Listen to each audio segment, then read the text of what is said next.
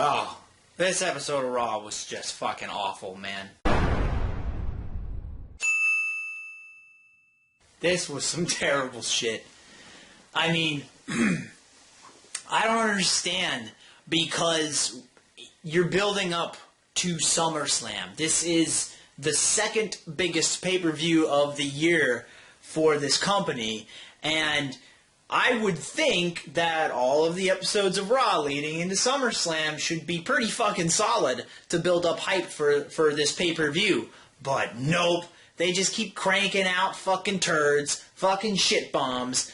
I mean, last week's episode of Raw had a mediocre third hour, but the first 2 hours were fucking terrible. But this week, it was the whole goddamn show. The whole show, from start to finish, was just bad, man.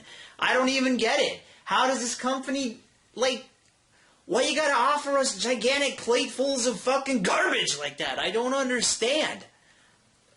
How does it compute in their brains that this is a good show? I don't get it, man. I just don't get it. This episode of Raw was, I don't even remember what the date is because my brain's still fucking mushed from watching that shit last night. July 29th, 2013. Episode of Monday Night Raw, and guess what? It fucking sucked. So, let's just get this shitstorm started. The show opens up with Vince McMahon coming out with Brad Maddox in tow, and then Daniel Bryan comes out shortly thereafter, and it doesn't even... This whole segment was just about sucking Cena's dick. I mean, it was just disgusting. These guys, Daniel Bryan and Vince McMahon, they were in there, their eyes were tearing up how hard they were gagging on that shit. And the worst part is, Cena wasn't even in the goddamn ring. He wasn't in the segment. But the segment was still all about Cena. How does that happen? And get this. Vince McMahon says in this promo that John Cena's lying through his teeth. He's lying to Daniel Bryan. He picked him because he's easy to beat. And then Vince McMahon says that he doesn't want Cena as champion, basically. He doesn't want John Cena as champion. He doesn't want Cena or Daniel Bryan to win the match at SummerSlam. Huh? What? This is such horseshit. I mean, this just came out of fucking nowhere, and I mean out of nowhere. Between last week and this week, I mean, when did this happen? And I know what you saw, but I'm going to tell you what it really means. See, here's Daniel Bryan right here. And he's got this angle that they have built up for him that he is not the company guy. He's not who McMahon wants to be as the WWE champion, the face of the company. But now, wait a minute. All of a sudden, now Vince McMahon doesn't want John Cena to be the company guy either.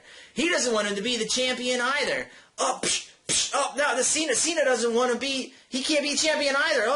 Now it's just John Cena. Where's Daniel Bryan? Oh, here he is. Oh, he's falling back down to the fucking mid-card. That's exactly what's going to happen. They are taking this angle that they built, this storyline that they created for Daniel Bryan, and they are shoehorning Cena in there so that Cena can just get some of that heat, just get some of that energy.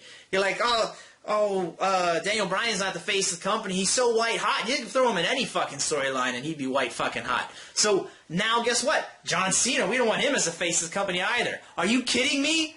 John Cena is the definition of a company guy. Vince and Cena are so far up each other's asses, I can't tell where one starts and the other ends. That is fucking stupid to say that Vince doesn't want Cena as champion.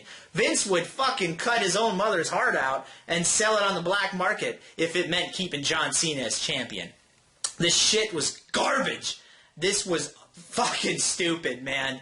This company is paper thin, crystal clear, whatever fucking analogy you want to use, you can see right through what they're trying to do. They're wedging Cena into Daniel Bryan's storyline to take all that energy from the crowd that they have for Daniel Bryan and try to get it to John Cena. It's so obvious because this just came out of nowhere. Nowhere. Oh, this is such garbage, man. What a bunch of fucking stupid bullshit. I can't even take it anymore. This was the beginning. Oh, man. Vince McMahon said, we're going to have fun tonight. This Raw was so much the opposite of fun, I can't even begin to describe it, man. This was just bullshit terrible. This opening segment sucked. I hated it.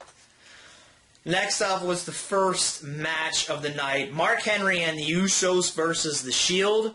And this is a match that I thought they were going to be building up for SummerSlam, but I guess not. And unfortunately, this match was kind of boring. I was definitely expecting more out of this match than what I got. I was looking for something along the lines of what we got at Money in the Bank between The Shield and the Usos. That was a pretty good match.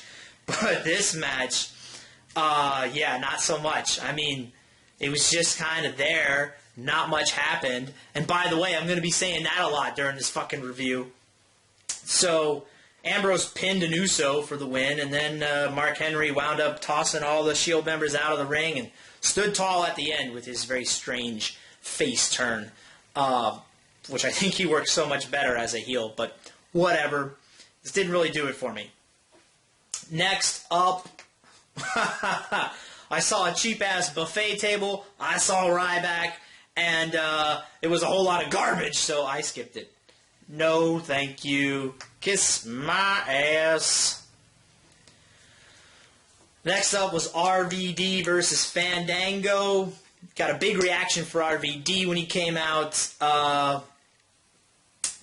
But this match, I mean, nothing much really happened here. This match was pretty fast. RVD won by a countout because Fandango was getting his ass kicked. It's kind of Fandango's thing now. He just walks away and gets countouts a lot lately. So I didn't really care about this match either. But I will say this. I did write this down. RVD did a moonsault, right? From the apron to the outside of the ring onto Fandango. And Michael Cole says, that's RVD. He's known for his hardcore mentality. His hardcore mentality. It is amazing what passes for hardcore these days. Does anybody remember Mick Foley and Hell in a Cell matches? I mean, come on. What the hell? I mean, shh, you know what? We can't talk about that. We can't talk about that because John Cena was voted as the most extreme superstar of all time. The most extreme wrestler of all time. John Cena. It's true. It happened. And not only that, Mick Foley, the man himself, stated publicly that Cena is the most extreme superstar ever. Mick Foley said that on television. What a bunch of fucking garbage. It was so fucking stupid. But there you have it, man. John Cena, most extreme wrestler of all time. You just can't top the copper top, right? Fucking stupid bullshit, man. So yeah, that happened. And that's a bunch of fucking bullshit. But moving on, because I can't think about that anymore. AJ versus Caitlyn, and well, we're just going to move right past this, because I didn't fucking watch that shit. Like their millionth match together? I mean, they had me the first time, then they lost me, and now what they're doing is just atrocious. So I skipped it. Caitlyn won. Big fucking deal.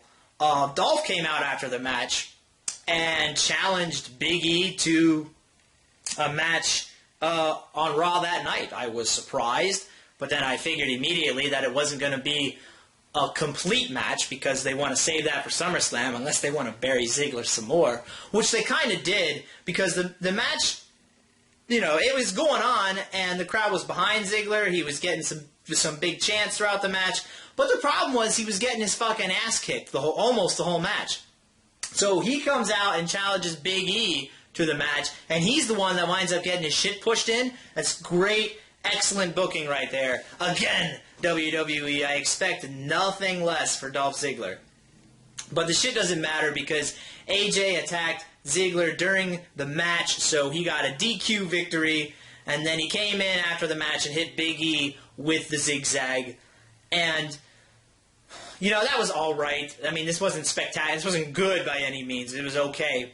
But it was too much AJ. All AJ does anymore is whine and bitch and piss and moan, and I'm just tired of it, man. I have just had my fill of AJ. I used to think she was cool and that she was alright, but now all she does is scream and whine, and I can't fucking stand it anymore. Just make her go away. They just keep using her in the same capacity over and over again, and now she's taking away from talented guys like Ziggler. She's got to go, man.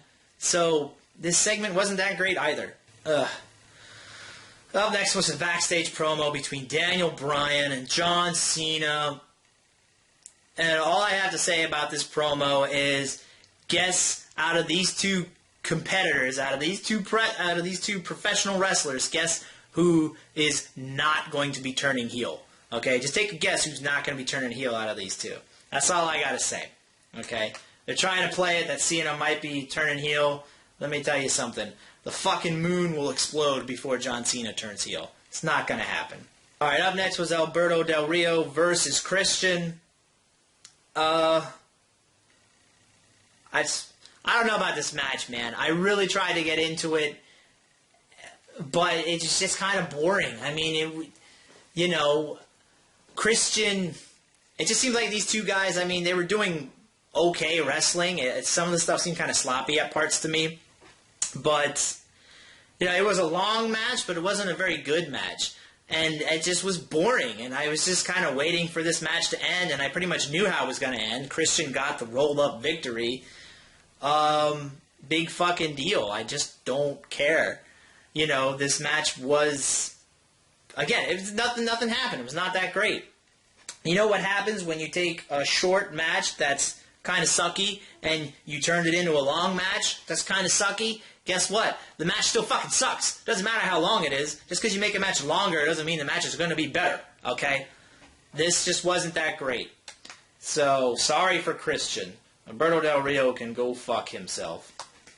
Wade Barrett versus Cody Rhodes up next.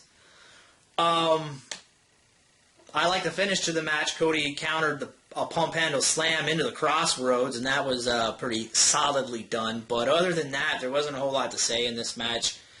I like that Cody Rhodes won. He's actually winning matches now that he's a face. This guy was getting buried hard for months and months, maybe even years. So it's finally nice to see him get some victories. Sandow comes out after the match, and he cuts a pretty good heel promo on him. I liked it. I liked that part. The match was only okay, but the promo at the end was pretty good. I wish they would give Cody Rhodes some mic time on Raw instead of just reprimanding him to SmackDown all the fucking time. Oh, man. Up next was Daniel Bryan versus Kane. This match was fucking disappointing, I guess would be the best way to describe this match. I mean, in one sense, I'm glad that they didn't turn this match into an entire months-long feud between these two guys, because Daniel Bryan needs to be doing something better than having matches with Kane. But at the same time, they spent so much time on these two as a tag team and devoted so much airtime to them that I was thinking that their first match against each other was going to have a little bit more build-up than this. Like maybe they would have been running segments throughout the night showing how they were a tag team and their accomplishments or the funny segments they did in the past, but now it's friend versus friend. That didn't happen. It felt, I don't know, man. It felt very lackluster is the best way to say it. Daniel Bryan was trying.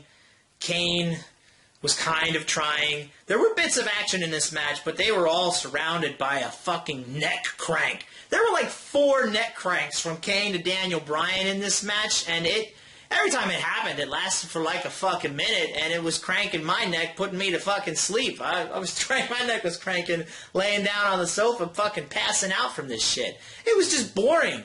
Why are all these matches so boring? I don't understand. But it was not that impressive. Daniel Bryan won with a roll-up, and then Kane chokeslammed him after the match. In the end, I just found myself not caring. The Wyatt family came out after the match. They got their cheap-ass LED lantern.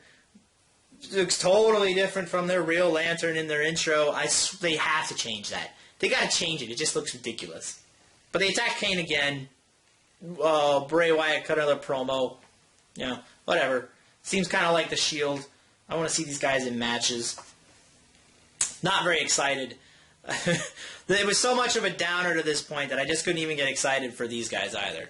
But I do like Bray Wyatt's mic skills. I mean, the guy's good on the mic. Next up was another Divas match. Oh, are you kidding me?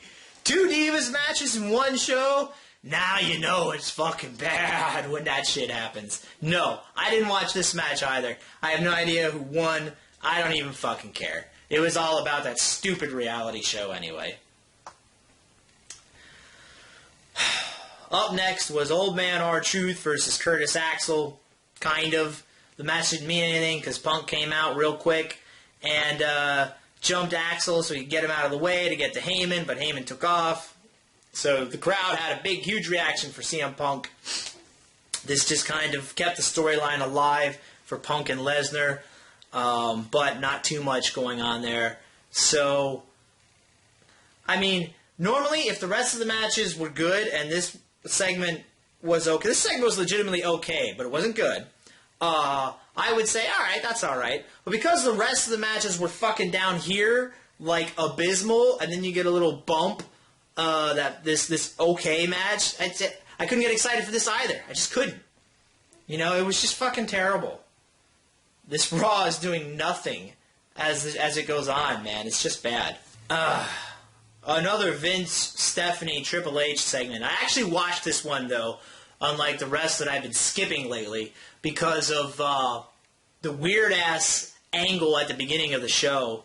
And it's just Vince, again, he's backstage trying to sell that he wants someone to beat Cena because he's tired of Cena as the champion? What? You've been doing it for 8 fucking years, and all of a sudden when Daniel Bryan gets hot, now you're tired of him as champion, so you want to put him in the same position as Daniel Bryan? Are you fucking kidding me? It's just paper thin, man. You can see right through it. And then they talk about a corporate makeover for Daniel Bryan.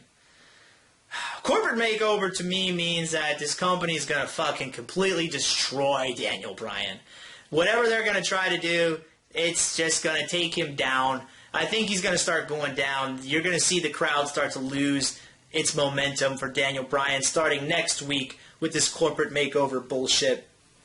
And you know what? This whole them trying to use Daniel Bryan to help get Cena over, just like they've used other people in the past to do it, you want to know why there are fans of professional wrestling that are just getting up and saying, I'm done.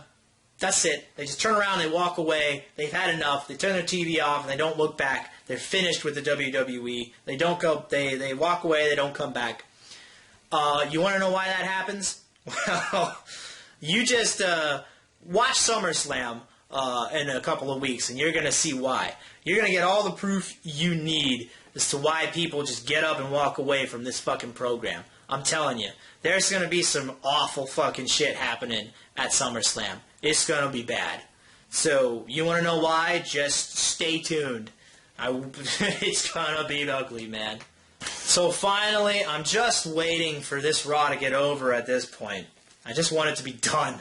And we got the main event, John Cena versus Ryback in a tables match. And, you know, this match didn't seem terrible because there were tables and steel steps being tossed around all over the place. But you know what? This match fucking sucked. It was garbage. But when you put a match like this that doesn't seem so bad, like at the end of a Raw that was filled with god-awful shit, stank, putrid mess, and this is your main event, it doesn't seem as bad because of all the tables and stairs and almost pseudo big spots they were doing. But in reality, it fucking sucked. It just didn't seem as bad because the rest of the show was fucking abysmal. But trust me, this match was terrible. One thing I will say, Ryback is getting destroyed character-wise, but I think he's trying to make the most of it. I enjoyed all of the smack talk he was doing during this match last night.